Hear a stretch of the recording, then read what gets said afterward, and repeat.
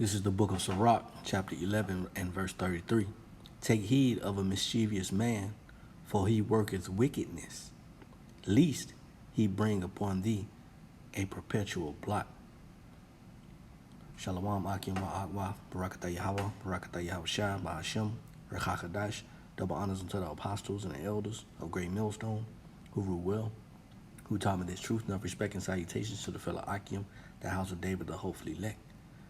Yeah, back at you again with this truth. This is your brother YAHAWASHI. And, you can read it. We're going to read this precept again. Sirach 11 and 33, Ecclesiasticus, this is in the Apocrypha. Take heed of a mischievous man, for he worketh wickedness, lest he bring upon thee a perpetual blot. Mike Oliver got the he of positive, right?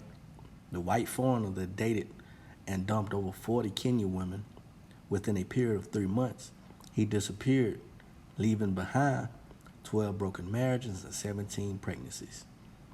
And this, for your hatred and your disdain towards the so-called black man, our women love to flaunt and get along and, be servants for the enemy, Esau, Edom.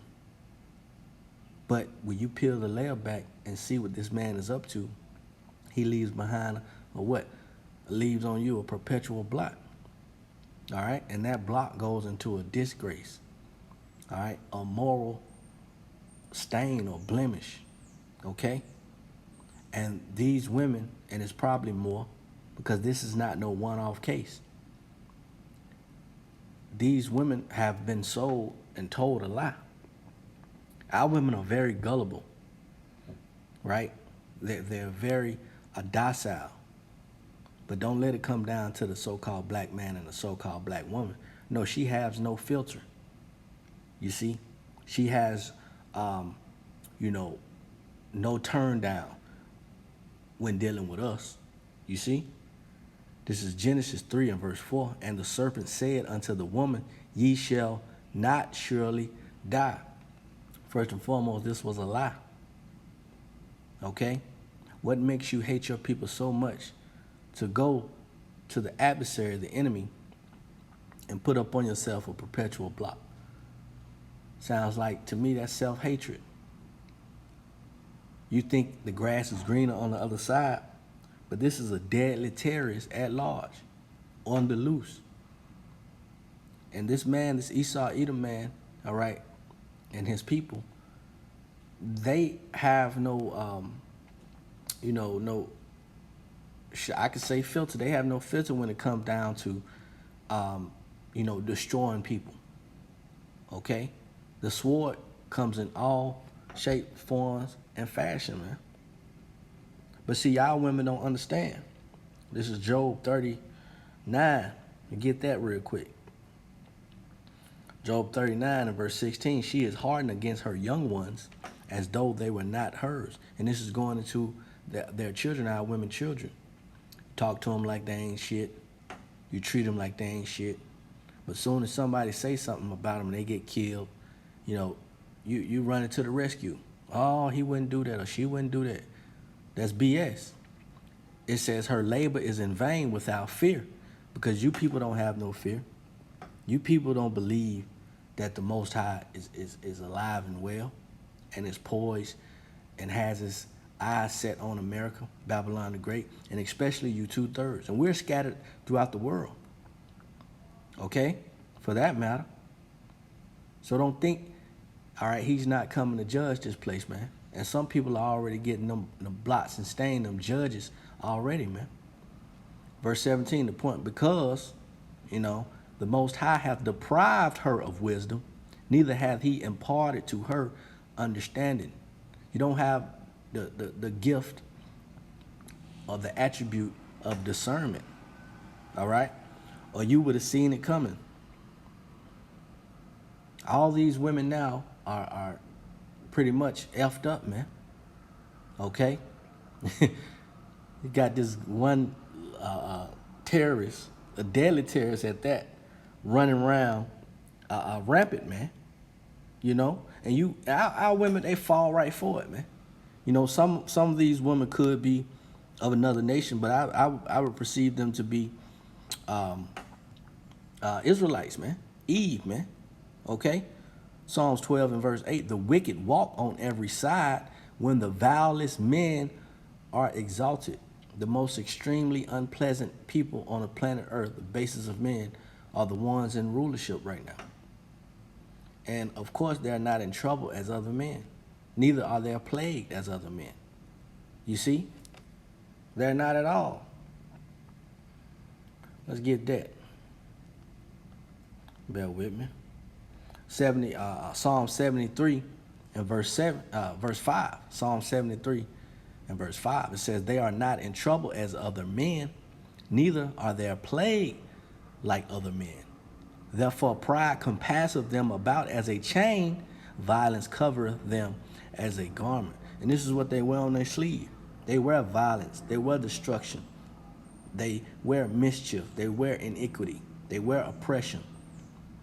You got to understand, the serpent came in the form of a slimy grease ball, man, selling you a dream, selling you feminism, telling you can do and have whatever you want. And again, don't think this is a one-off case. You see? Don't think this is a one-off case, man. All right? There are plenty of cases like this, but who gets to speak on them? Who gets to talk about them? Or who's able to talk about them? You're not going to find this on the mainstream. All right? But a Jake with several 10, 11, 8 kids, 18 kids, shit, you'll have them on Oprah, a talk show or some shit. You know? They love to expose the wickedness of our people, even though we're not wicked, we're not the wicked. Hey, we're speaking on the wicked right now in this video. All right? Let's go to the book of Ephesians, chapter 5. This is verse 11. It says, and have no fellowship with the unfruitful works of darkness, but rather reprove them. And we tell our people, hey, men and women alike, man. Hey, this is who your enemy is, man. He has no bands in his death, man. He don't die like other men. He don't get served, or he not plagued as other men, as we just read in Psalm 73. Okay? And again, the sword comes in all shape, form, and fashion. You know, violence comes in all shape, form, and fashion. It's a crime to know you're know you're detectable. All right, know you're positive with a deadly disease, but you're woefully and willingly going out, pretty much committing murder, man, against married women. All right, and that's to their own demise, man, to their own detriment. All right, verse 12, for it is a shame even to speak of those things which are done of them in secret. And see, these people just outright showing themselves now who they are. You see, that takes us Sirach, man. These people are not hiding anything from you. They're letting you know who they are. And our women are so docile, and the shoe, if the shoe fits, wear it, because you are. All right, you have a disdain and a hatred for the black man. We can't tell you nothing. All right, the so-called black man. But when it comes down to your oppressor telling you, oh, it's okay.